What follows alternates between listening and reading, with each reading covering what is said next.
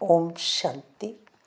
14/10/1987 అవ్యక్త బాప్దాద యొక్క మధుర మహావాక్యాలు. బ్రాహ్మణ జీవితము బాబా నుండి సర్వ సంబంధాలను అనుభవం చేసుకునే జీవితం.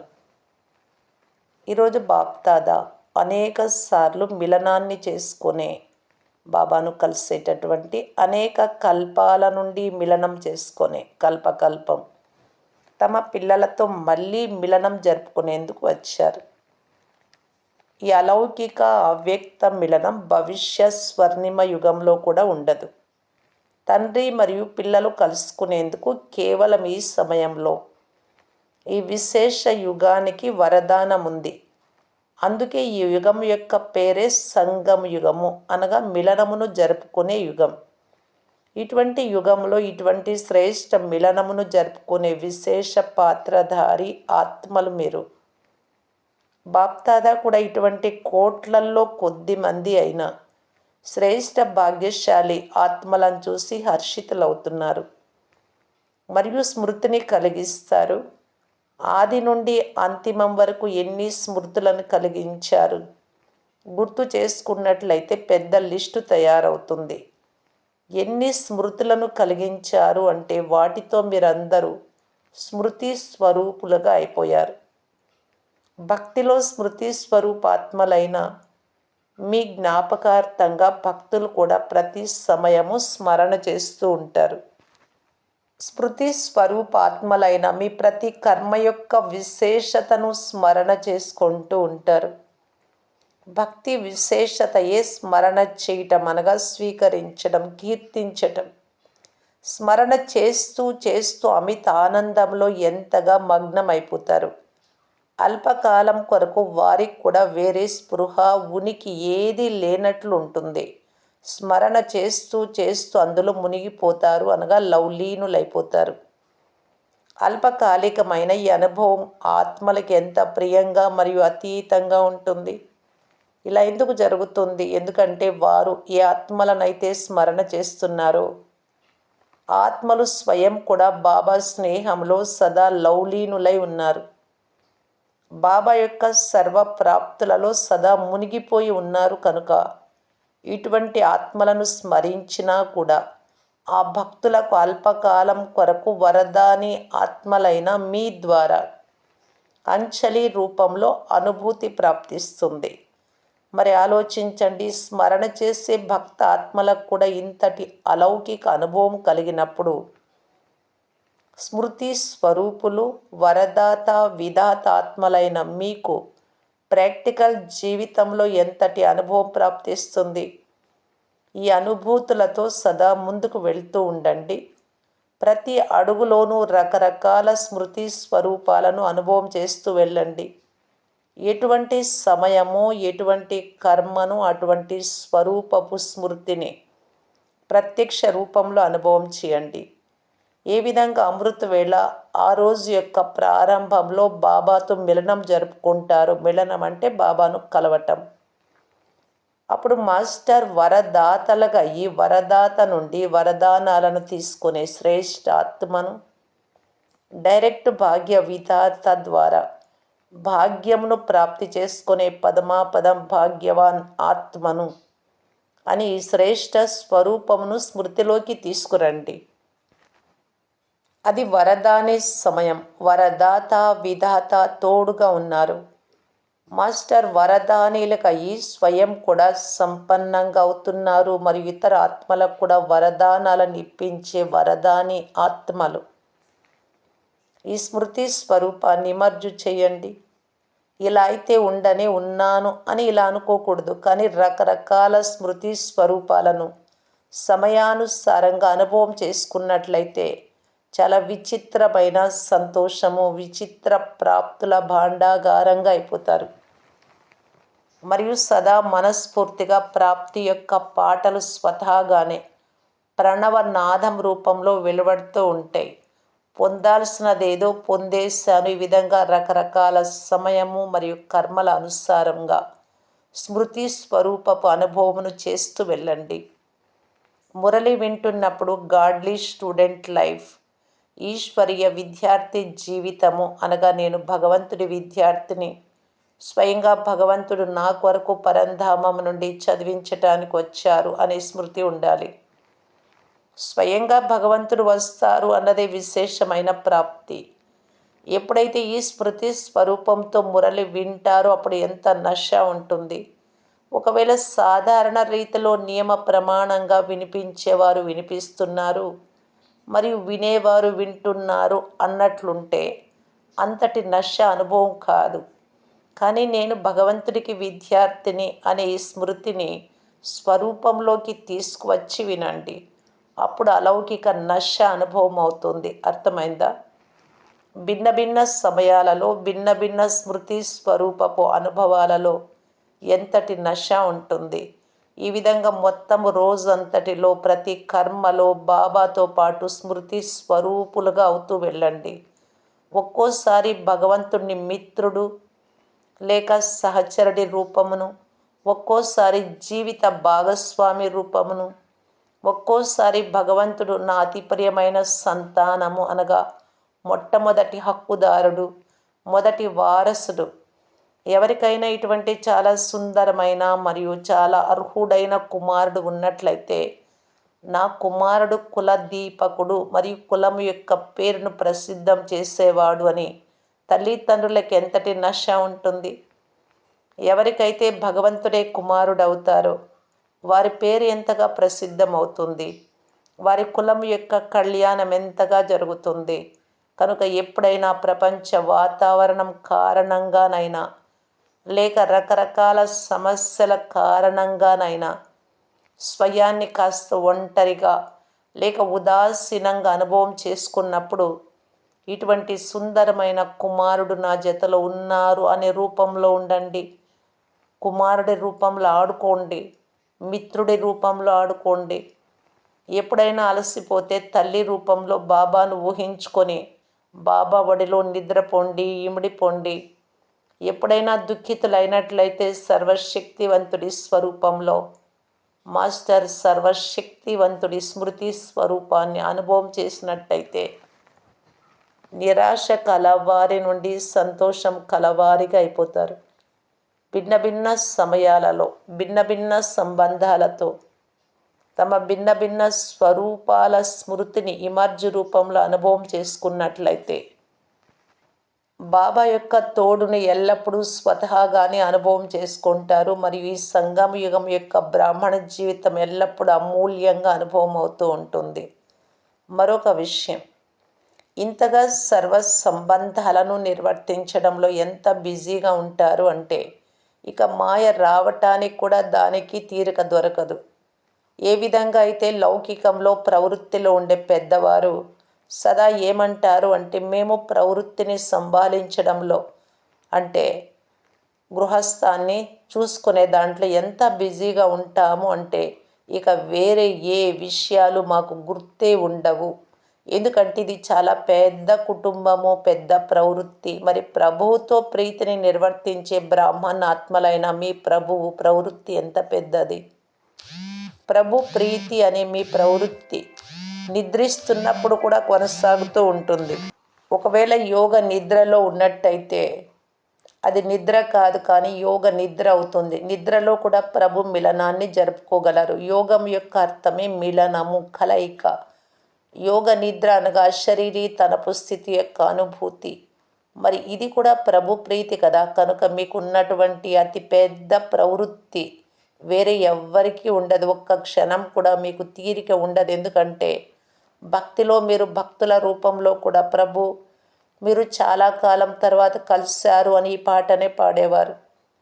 కనుక మీరు బాగా లెక్క పెట్టి పూర్తి లెక్కను తీసుకుంటారు అంటే మీరు ప్రతి ఒక్క క్షణం యొక్క లెక్కను తీసుకునేవారు. మొత్తం కల్పంలో మిలనము జరుపుకునే లెక్కని ఈ ఒక్క చిన్న జన్మలో పూర్తి చేస్తారు. 5000 సంవత్సరాల లెక్కలో ఈ చిన్నపాటి జన్మ కొన్ని రోజుల లెక్కలోకి వస్తుంది కదా. కనుక కొద్ది రోజులలోనే ఇంత దీర్ఘకాల సమయం యొక్క లెక్కను పూర్తి చెయ్యాలి. కనుక శ్వాస శ్వాసలోనూ స్మరించండి అని అంటారు. భక్తులు స్మరిస్తారు, మీరు స్మృతి స్వరూపులుగా అవుతారు. కనుక మీకు క్షణమైన తీరిక ఉంటుందా? ఇది ఎంత పెద్ద ప్రవృత్తి. ఈ ప్రవృత్తి ముందు ఆ చిన్న ప్రవృత్తి ఆకర్షించదు మరియు సహజంగానే స్వతహాగానే దేహసహితంగా దేహపు సంబంధాలు, దేహపు పదార్థాలు లేక ప్రాప్తుల నుండి నష్టో మోహ స్మృతి స్వరూపులుగా అవుతారు. ఈ చివరి పరీక్షయే నష్టో మోహం కావాల్సి ఉండేది, స్మృతి స్వరూపంలో ఉండేది మాలలో నంబర్ వార్ మణులుగా తయారు చేస్తుంది. అమృత వేళ నుండి యోగ నిద్ర వరకు రకరకాల స్మృతి స్వరూపాల అనుభవీలుగా అయినట్లయితే ఆ చాలా కాలపు స్మృతి స్వరూపపు అనుభవం అంతిమంలో స్మృతి స్వరూపపు ప్రశ్నలో పాస్ విత్ ఆనర్లుగా అంటే గౌరవప్రదంగా పాస్ అయ్యే వారిగా తయారు చేస్తుంది.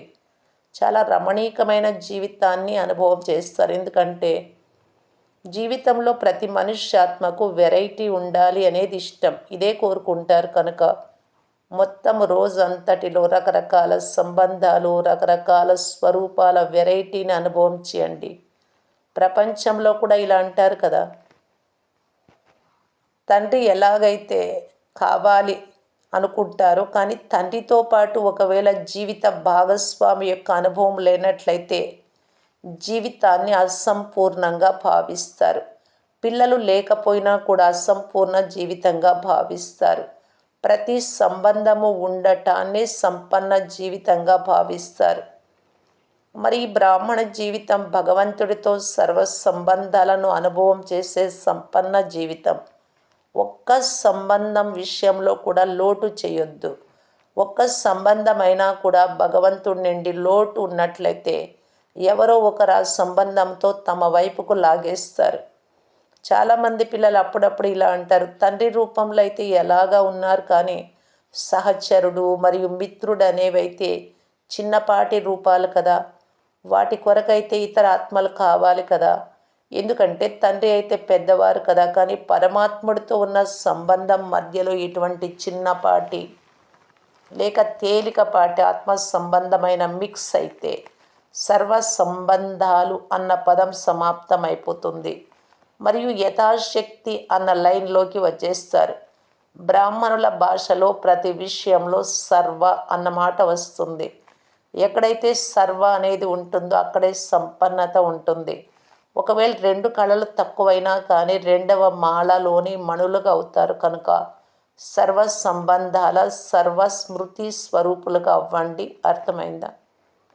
స్వయంగా భగవంతుడే సర్వ సంబంధాల అనుభవాన్ని చేయించేందుకు ఆఫర్ చేస్తున్నప్పుడు నేనే తండ్రి, నేనే తల్లి, నేనే పతి, నేనే టీచర్ అన్నీ ఆఫరిన్ అవకాశాన్ని తీసుకోవాలి కదా. ఇటువంటి గోల్డెన్ ఆఫర్ను భగవంతుడు తప్ప, అది కూడా ఈ సమయంలో తప్ప ఇక ఎప్పుడు ఎవ్వరూ ఇవ్వలేరు. ఎవరైనా తండ్రిగా కూడా మరియు కుమారుడిగా కూడా అవ్వటము అనేది జరుగుతుందా? ఇది కేవలం ఒక్క తండ్రి మహిమయే, ఒక్కరి మహానతయే. కనుక సర్వ సంబంధాలతో స్మృతి స్వరూపులుగా కావాలి. ఇందులో మజా ఉంది కదా. బ్రాహ్మణ జీవితం దేనికోసం ఉంది? చాలా సంతోషంలో ఉండేందుకు. కనుక ఈ అలౌకిక అమిత ఆనందాన్ని జరుపుకోండి. ఆనందకరమైన జీవితాన్ని అనుభవం చేయండి. అచ్చా, ఈరోజు ఢిల్లీ దర్బార్ వారు ఉన్నారు. రాజ్య దర్బారు కలవారా లేక కేవలం దర్బారును చూసేవారా? దర్బారులో రాజ్యం చేసేవారు మరియు చూసేవారు ఇరువురు కూర్చుంటారు. మీరందరూ ఎవరు? ఢిల్లీకి 2 విశేషతలు ఉన్నాయి. ఒకటి ఢిల్లీ దిలారాముని దిల్, హృదయాభిరాముడి హృదయం. మరొకటి సింహాసన స్థానం. దిల్ ఉన్నట్లయితే దిల్లులో ఎవరు ఉంటారు? దిలారాం. కనుక ఢిల్లీ నివాసి అనగా హృదయంలో సదా హృదయాభిరాముడిని ఉంచుకునేవారు. ఇటువంటి అనుభవి ఆత్మలు మరియు ఇప్పటి స్వరాజ్య అధికారులే భవిష్యత్తులో విశ్వరాజ్య అధికారులు. హృదయంలో హృదయాభిరాముడు ఉన్నట్లయితే ఇప్పుడు కూడా రాజ్య అధికారులు సదా రాజ్య అధికారులుగా ఉంటారు. కనుక ఈ 2 విశేషతలు ఉన్నాయా అని మీ జీవితంలో సదా చూసుకోండి. హృదయంలో హృదయాభిరాముడు మరియు అధికారి కూడా ఇటువంటి గోల్డెన్ ఛాన్స్, గోల్డెన్ కంటే కూడా డైమండ్ ఛాన్స్ని తీసుకునేవారు ఎంతటి భాగ్యవంతులు. అచ్చా, దేశంలోనైనా విదేశంలోనైనా ఇప్పుడైతే అనంతమైన సేవకు చాలా మంచి సాధనం లభించింది. పేరుకు తగ్గట్టు కూడా సుందరమైనది కార్యం. పేరు వినడంతోనే అందరికీ ఉల్లాసం కలుగుతుంది. సర్వుల స్నేహము సహయోగము ద్వారా సుఖమయ ప్రపంచము. ఇది చాలా సమయం తీసుకునే కార్యం. 1 సంవత్సరం కంటే ఎక్కువ సమయం తీసుకుంటుంది కనుక ఏ విధంగా అయితే కార్యం యొక్క పేరు వినటంతోనే అందరికీ ఉత్సాహ ఉల్లాసం కలుగుతుందో అలాగే కార్యాన్ని కూడా ఉల్లాసంతో చేస్తారు. ఏ విధంగా సుందరమైన పేరును విని సంతోషపడుతున్నారో అలా కార్యాన్ని చూస్తూ సదా సంతోషపడతారు. ప్రత్యక్షత పరదా కదిలేందుకు మరియు పరదా తెరిచేందుకు ఆధారం తయారైంది మరియు తయారవుతూ ఉంటుంది అని కూడా వినిపించాం. సర్వుల సహయోగి కార్యం యొక్క పేరు ఎలా అయితే ఉందో అలాగే స్వరూపులుగా ఈ సహజంగా కార్యాన్ని చేసినట్లయితే శ్రమ నిమిత్త మాత్రంగా మరియు సఫలత పదమాల గుణాలుగా ఉన్నట్లు అనుభవం చేస్తూ ఉంటారు. చేయించేవారు నిమిత్తంగా చేసి చేయిస్తున్నారు అన్నట్టుగా అనుభవం చేస్తారు. నేను చేస్తున్నాను అని అనుకోకూడదు. దీనితో సహయోగిలుగా కాలేరు. చేయించేవారు చేయిస్తున్నారు, నడిపించేవారు కార్యాన్ని నడిపిస్తూ ఉన్నారు. ఏది జరుగుతున్నా అది ఆజ్ఞాపించేవాడు ఆజ్ఞాపిస్తున్నాడు అన్న జగదంబ స్లోగన్ మీ అందరికీ గుర్తు ఉంది కదా, మమ్మ స్లోగన్. ఈ స్లోగన్ను సదా స్మృతి స్వరూపంలోకి తీసుకువస్తూ సఫలతను ప్రాప్తి చేసుకుంటూ ఉంటారు. ఇకపోతే నలువైపులా ఉత్సాహ ఉల్లాసాలు బాగా ఉన్నాయి. ఎక్కడైతే ఉత్సాహ ఉల్లాసాలు ఉంటాయో అక్కడ స్వయంగా సఫలతయే సమీపంగా వచ్చి మెడలోని హారంగా అవుతుంది. ఈ విశాల కార్యం అనేక ఆత్మలను సహయోగులుగా చేసి సమీపంగా తీసుకువస్తుంది. ఎందుకంటే ప్రత్యక్షత పరదా తీర్చిన తర్వాత ఈ విశాలమైన స్టేజ్ పైకి ప్రతి వర్గము వారు పాత్రధారులై స్టేజ్పై ప్రత్యక్షం కావాలి. ప్రతి వర్గము అన్నదాని అర్థమే విశ్వంలోని సర్వాత్మల వెరైటీ వృక్షం యొక్క సంఘటన రూపం. మాకైతే సందేశం లభించలేదు, మాకెవరూ చెప్పలేదు భగవంతుడు వచ్చారు అని ఫిర్యాదు చేసే వర్గం ఏదీ మిగిలిపోకూడదు. అందుకే నేతల నుండి గుడిసెల వరకు వర్గాలు ఉన్నాయి. చదువుకొని అందరికన్నా టాప్లో ఉన్న వైజ్ఞానికుల నుండి చదువుకోని వారు ఎవరైతే ఉన్నారో వారికి కూడా ఈ జ్ఞానం యొక్క నాలెడ్జ్ని ఇవ్వటం, ఇది సేవ. కనుక అన్ని వర్గాలకు అనగా విశ్వంలోని ప్రతి ఆత్మకు సందేశాన్ని చేర్చాలి. ఇది ఎంత పెద్ద కార్యం. మాకైతే సేవకు అవకాశం లభించదు అని ఎవ్వరూ అనలేరు. ఎవరైనా అనారోగ్యంతో ఉంటే రోగుల సేవ చేయండి, చదువుకోని వారి సేవ చేయండి. ఏది చెయ్యాలనుకున్నా అందుకు అవకాశం ఉంది. మాట్లాడలేకపోతే మనస వాయుమండలము ద్వారా సుఖవృత్తి, సుఖమయ స్థితి ద్వారా సుఖమయ ప్రపంచాన్ని తయారు చేయండి. నేను చేయలేను, సమయం లేదు అని ఎవ్వరు సాకులు చెప్పలేరు. లేస్తూ కూర్చుంటూ 10 నిమిషాలు సేవ చేయండి. చేతి వ్రేలునైతే అందిస్తారు కదా. ఎక్కడికి వెళ్ళలేకపోయినా, ఆరోగ్యం సరిగ్గా లేకపోయినా ఇంట్లో కూర్చొనే చేయండి. కానీ సహయోగులుగా అవ్వడం తప్పనిసరి. అప్పుడు సర్వుల సహయోగము లభిస్తుంది. మీ ఉత్సాహ ఉల్లాసాలను చూసి బాప్దాదా కూడా సంతోషిస్తారు. ఇప్పుడు ప్రత్యక్షత పరదాను తెరిచి చూపిస్తాము అని అందరి మనస్సులో లగన్ ఉంది. ఆరంభమైతే అయింది కదా, ఇక మున్ముందు సహజం అవుతూ ఉంటుంది. విదేశీ పిల్లల ప్లాన్స్ కూడా బాప్దాదా వరకు చేరుకుంటూ ఉంటాయి. వారు స్వయం కూడా ఉల్లాసంలో ఉన్నారు మరియు సర్వుల సహయోగం కూడా ఉత్సాహ ఉల్లాసాలతో లభిస్తూ ఉంటుంది. ఉల్లాసానికి ఉల్లాసము, ఉత్సాహానికి ఉత్సాహం లభిస్తాయి. ఈ మిలనం కూడా జరుగుతుంది కనుక చాలా ఘనంగా ఈ కార్యాన్ని ముందుకు తీసుకెళ్ళండి. ఎవరైతే ఉత్సాహ ఉల్లాసాలతో తయారు చేశారో వారు ఇంకా కూడా బాబా మరియు బ్రాహ్మణుల ఆత్మలందరి సహాయము ద్వారా శుభకామనలు, శుభభావనల వృత్తి ద్వారా ఇంకా ముందుకు వెళ్తూ ఉంటారు. నలువైపులా కల సదా స్మృతి మరియు సేవల ఉత్సాహ ఉల్లాసాలు కల శ్రేష్టమైన పిల్లలు, సదా ప్రతి కర్మలో స్మృతి స్వరూపపు అనుభూతిని చేసే అనుభవి ఆత్మలు, సదా ప్రతి కర్మలో బాబాతో సర్వ సంబంధాల అనుభవాన్ని చేసే శ్రేష్ఠ ఆత్మలు, సదా బ్రాహ్మణ జీవితంలో మజాతో కూడిన జీవితాన్ని గడిపే మహానాత్మలు, బాప్దాదాల నుండి అతి స్నేహ సంపన్న ప్రియ స్మృతులను స్వీకరించండి. అచ్చ. ఓం శాంతి.